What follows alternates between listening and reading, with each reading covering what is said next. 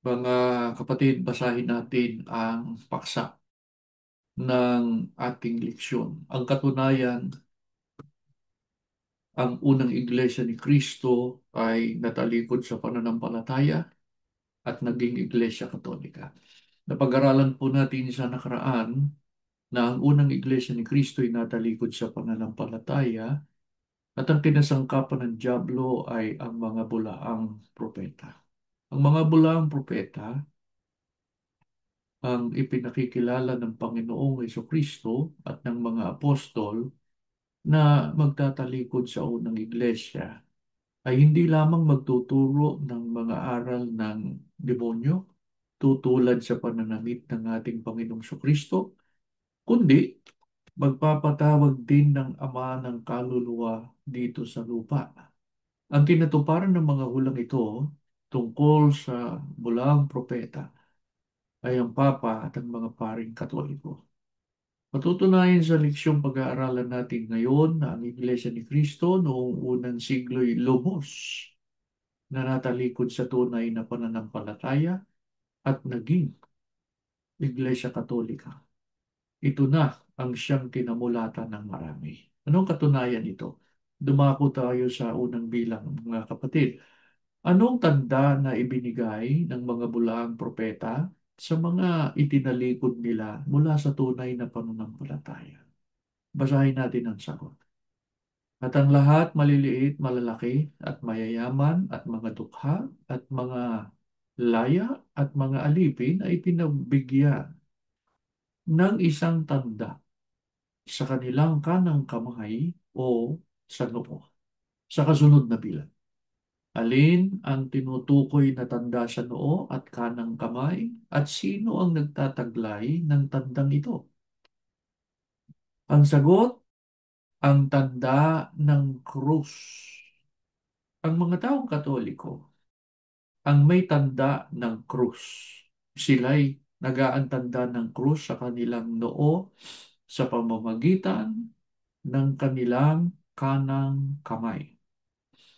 Sa kasunod na bilang, mga kapatid, ayon sa hula ng Biblia, ano ang sasapitin ng mga taong may tanda sa noo at kanang kamay o ng mga nag-aantanda ng krus?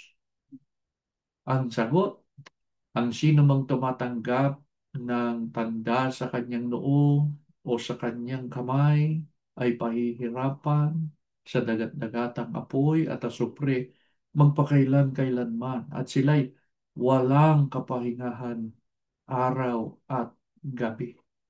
Kung gayon, mga kapatid, ang tanda sa noo at kanang kamay na siyang tanda ng Santa Cruz ay hindi tanda ng mga taong maliligtas, kundi ng mga taong pahihirapan o parurusahan araw at gabi, magpakailan-kailanman sa dagat-dagatang apoy at asupre sa araw ng paghuhukom. Sa ika-4 na bilang, lahat ba ng mga kaanib sa unang iglesia ay tumalikod sa pananampalataya, sumunod sa mga aral ng demonyo at tumanggap ng tanda sa noo at kanang kamay? Ang sagot, hindi. Subalit ang hindi sumunod sa pagtalikod ay pinapatay. Sa kasunod na bilang, inaamin ba ng Iglesia Katolika na pinapatay nila ang mga hindi sumunod sa kanila? Ang sagot, opo. Pinapatay nila ang mga itinuturing nilang mga erehe o ang mga taong nagtataglay ng pananampalatayang iba sa itinataguyod nila. Mababasa natin yan sa kanilang mismong aklat na ang pamagatay The Truth about the Inquisition. Sa kasunod na bilang, ayon sa ipinagpauna ng mga apostol, kailan magsisimula ang pagtalikod sa tunay na pananampalataya at pagpatay sa mga tumangging sumunod dito?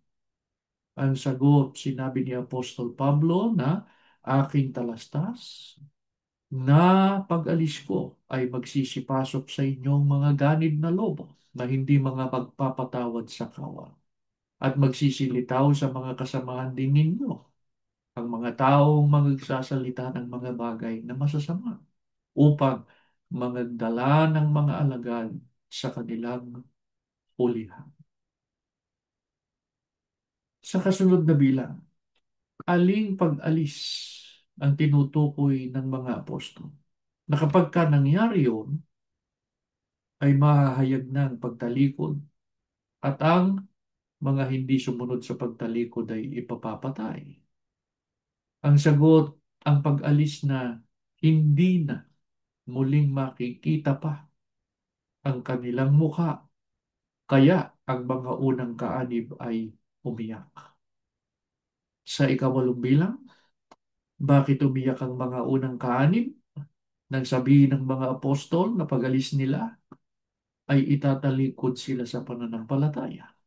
Ang sagot, sapagkat ang tinutukoy ng mga apostol na pag-alis na doon magaganap ang pagtalikod sa pananampalataya at pagpatay sa mga hindi susunod ay ang kanilang kamatayan. Sa mga tuwid, mga kapatid, lubos o ganap na natalikod sa pananampalataya ang Iglesia ni Kristo noong unang siglo pagkamatay ng mga apostol. Nung mawala na ang mga apostol.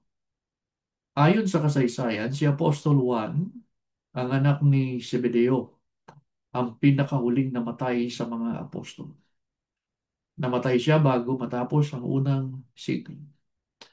Ang mga humalili sa mga apostol upang mamahala sa iglesia ay pinasunod ang mga alagad sa kanilang hulihan sa pamamagitan ng pagtuturo ng mga aral na pinilipit, mga aral na binaluktot, mga aral na iba o salungat sa itinuro ng mga apostol. Mula noon, ang iglesia ay natalikod at naging iglesia katolika na. Ito po ang kinamulatan ng marami. Kaya inakala nila na ang iglesia katolika, apostolika romana ngayon, ay siyang tunay na iglesyang itinatag ng Panginoong Kristo. Hindi po. Ang Iglesia Katolika Apostolika Romana ay bunga ng pagtalikod. Pag-aaralan po natin sa susunod ang huling bahagi ng leksyon ukol sa pagtalikod sa pananampalataya ng unang Iglesia ni Kristo at naging Iglesia Katolika Apostolika Romana. Yan po ang ating leksyon, mga kapatid. Tumayo po kayo, tayo mananalangin. Ama namin Diyos, salamat po ng maraming marami sa iyo. Ipinahintulot mong muli, matupad namin ang pinakamahalaga sa aming buhay, na ito ay ang aming pagpupuri at pagsamba namin sa iyo. Nawa po nadulutan ka namin ng kalwalhatian at nawa po tinanggap mo ang aming mga pagsamba at mga pagpupuri. Patuloy mo pong basbasan ang mga lingkod mo, lalo na ang mga kapatid naming mga kabataan. Huwag mo po silang ibibigay sa anumang uri ng kasamaan, kundi mamalagi sa iyong pag-iingat, sa iyong pag-ibig, upang kaming lahat makapanindigan sa paggawa ng mabuti. Sumasampalataya kami, Ama. Iginawad mo po ang iyong basbas, pagpapala sa lahat ng mga kasama naming sumasamba. Hinihiling po namin ang lahat ng ito sa ngalan ni Jesus, na dakila naming tagapagligtas. Amen.